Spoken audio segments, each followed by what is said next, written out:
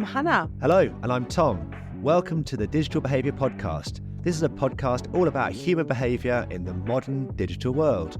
In each episode, we'll be discussing the latest academic research in this area and chatting to guests about how and why an understanding of human behaviour in the digital world is important. So in this first introductory episode, we're going to be explaining to you the aims of this podcast and what to expect over the coming months. And of course, we hope that you choose to subscribe. Hannah, obviously I know you pretty well by now, but listeners won't know you so well. So do you mind just telling others what you do at the University of Plymouth? No, of course not. So my name is Hannah Knight, and I'm a lecturer at the University of Plymouth. I've been here for over a decade now. I really enjoy teaching my students. I'm leading the postgraduate degree Digital and Social Media Marketing. That's something you do as well, isn't it, Tom? Yep, we've got very similar backgrounds because you mentioned you've been at Plymouth for 10 years. I've been at UE Bristol, University of the West of England, for just over 10 years as well. And yes, I also lead the Masters here in digital marketing for about 5 years since we created it, actually. In fact, I've just handed it over to one of my colleagues because basically I ran out of time. But yes, we've got very similar backgrounds. I guess you teach things like online consumer behaviour and social media behaviour, and I guess you probably teach similar things to me. Yeah, absolutely. I mean, my focus really is on the digital marketing side of things rather than purely on social media. So I do a lot of the teaching around strategic digital marketing, which is sort of the introductory module for most of my master students. But then, yeah, exactly what you say, the program does cover all of those sort of information. What is sort of the main thing that you teach? I'm particularly interested in psychology, and if anyone sees my LinkedIn updates, or if they come to any of my classes, they'll know that the thing that drives me is understanding why people do certain things online. What kind of stimulus materials make people react in certain ways. So adverts and social media posts, how do people react to those?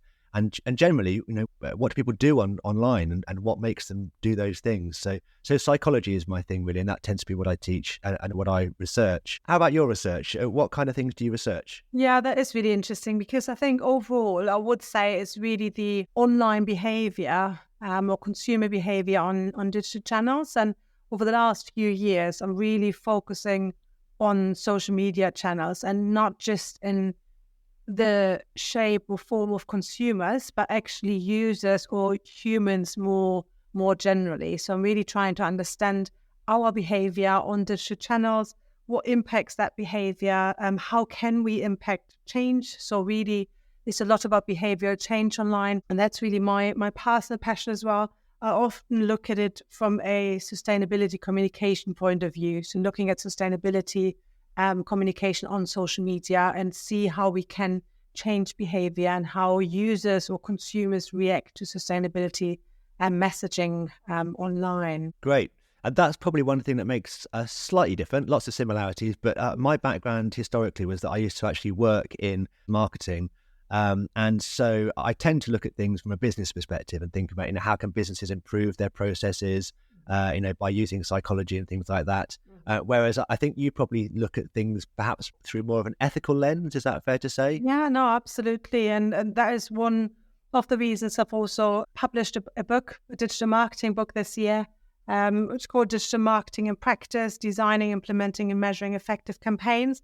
And I think that is really my best output at the moment that looks into how to create ethical digital marketeers with the point of making it applicable and relevant for practitioners. So trying to, similar to what you said, trying to see or to make digital marketing relevant to practitioners as well as academics, really. I remember when I came to your launch, you particularly focus, I think, on the ethical side of it. So that's obviously a big part of your book. I guess you've got several chapters focusing on ethics. Is that fair to say? Absolutely. Yeah. Most of the case studies are all on socially responsible business, as I like to call them.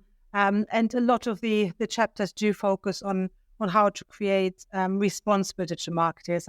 That's a bit of an umbrella term that would describe of using digital marketing not just to enhance sort of sales figures and profits, but actually looking at it of how some of the decision making can benefit the wider society rather than just the monetary profit, basically. Great. And really valuable contribution, I think, a really important perspective for those studying this area to understand. So I wonder how this is all going to relate to this podcast then. So, what made you want to create a podcast with me?